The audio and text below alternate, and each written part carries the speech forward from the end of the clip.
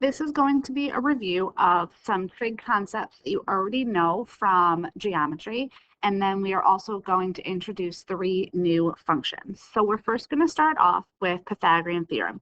So remember, your formula for Pythagorean theorem is a squared plus b squared equals c squared. A and b are the legs. C is always the hypotenuse. So A and B don't matter. You can switch them into whatever order you want, but C always has to be the hypotenuse, which remember is always across from the right angle. So for this question, it's going to be 12 squared plus x squared equals 13 squared. Or like I said, you could have had x squared plus 12 squared equals 13 squared. That does not matter. So to solve, I'm going to type this in my calculator. I get 144 plus x squared equals 169.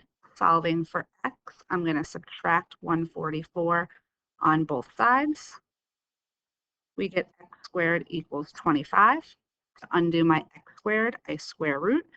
Remember, technically, when you square root, you get both the positive and the negative, but we're talking about the length of a side, and length can't be negative. So that means I am only worrying in this case about the positive value for x. But if it was any other type of problem, it would be both plus and minus. The other thing we're going to review is SohCahToa. SohCahToa is important for you to understand what is opposite, hypotenuse, and adjacent. So this first example is just going to do that, identifying which angle I'm talking about and what is opposite, adjacent, and hypotenuse for that triangle. So hypotenuse never changes. So I'm actually going to start with this one. My hypotenuse is always across from my right angle. So this here is my hypotenuse. So my hypotenuse is 17.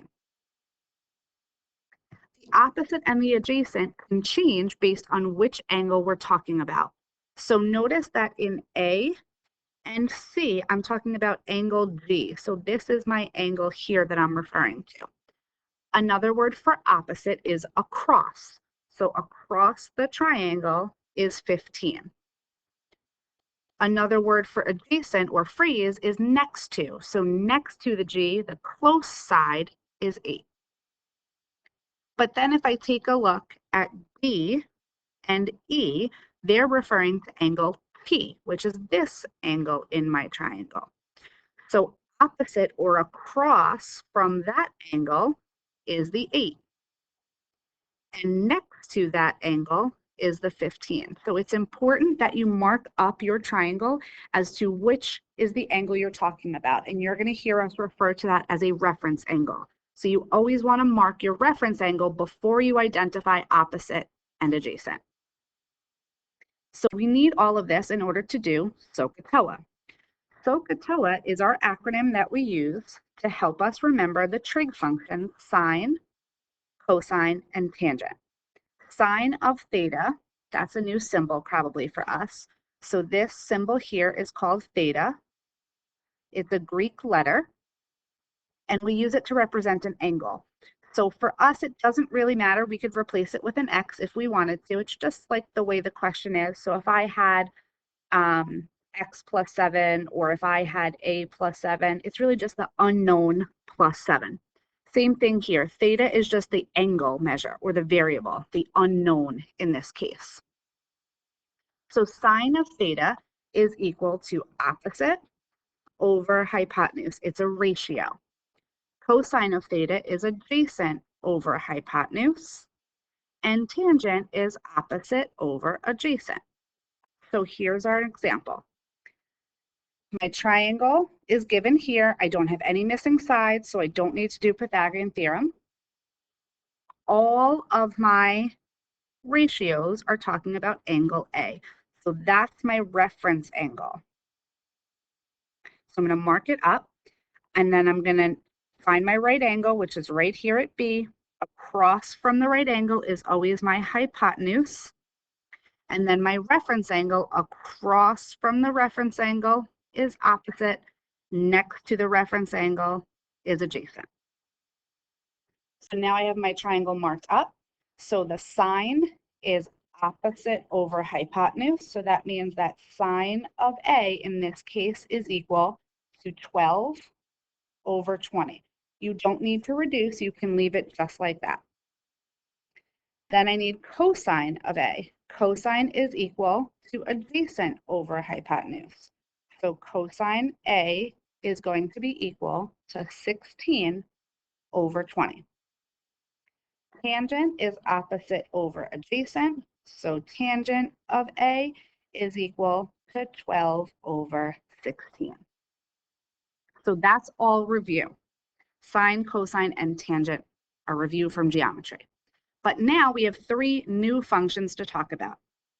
And these are called our reciprocal functions. So if you remember, reciprocal is when we flip the fraction.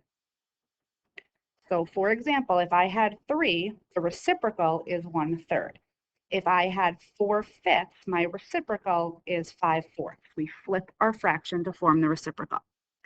So my reciprocal of sine is 1 over sine. And the name for the reciprocal function is cosecant, which is abbreviated CSC. Cosine, the reciprocal is 1 over cosine, and its name is secant, and its abbreviation is SEC. And then lastly, tangent, the reciprocal is 1 over tangent. Its name is cotangent, and its abbreviation is COT. So tangent and cotangent make sense. They sound alike, easy to remember. For sine and cosine, it's sometimes difficult to remember which one goes with which, but the trick is that it's always the opposite. So sine starts with an S, its reciprocal function starts with a C. Cosine starts with a C, its reciprocal function starts with an S. Let's take a look at how we would use these three new functions. Number 4, find the cotangent of A. So the first thing I want to do, I'm talking about A, I'm going to mark up my triangle. A is my reference angle. I'm going to mark up my hypotenuse, which is across from the right angle, my opposite, which is across from my reference angle, and my adjacent, which is next to my reference angle. Cotangent is the reciprocal of tangent, which means in order to do this question, I'm going to find tangent, and then I'm just going to flip my final answer. So tangent of A would be equal to opposite over adjacent. So opposite would be 12, adjacent would be 16. But I'm not looking for tangent, I'm looking for cotangent or the reciprocal. So I'm going to flip it. So cotangent of A is equal to 16 over 12. Next one, secant of C. So C is my reference angle. I'm going to mark up my triangle. Reference angle, opposite, adjacent, hypotenuse. Secant is the reciprocal of cosine. So I'm going to find cosine of C, which would be adjacent over hypotenuse, and then I'm going to flip it.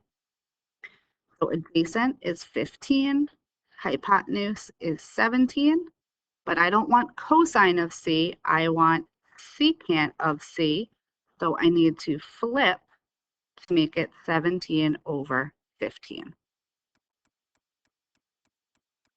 And then our last example is cosecant A. So once again, A is my reference angle, starting by marking up my triangle, my reference angle, my hypotenuse, my opposite, and my adjacent.